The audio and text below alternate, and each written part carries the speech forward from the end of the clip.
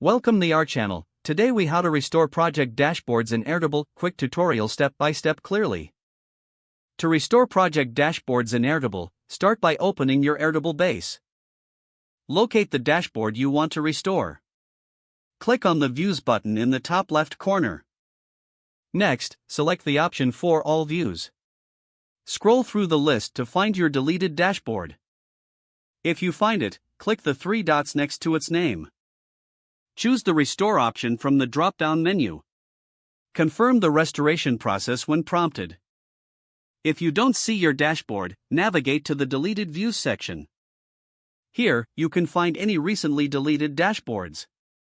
Select the dashboard you wish to recover. Again, click the three dots next to the dashboard's name.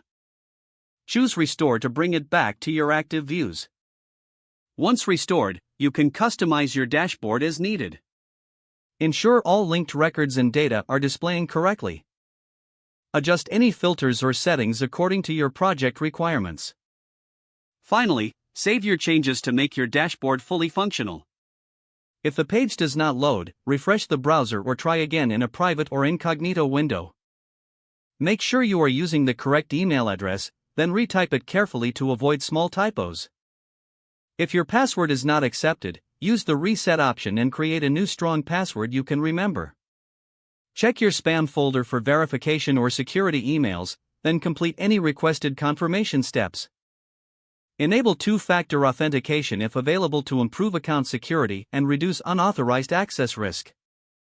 After signing in, review your profile details so your contact information and settings are accurate and current. If you see an error message, note it down and try again after restarting your device and internet connection.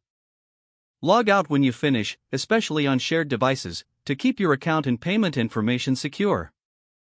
If the page does not load, refresh the browser or try again in a private or incognito window.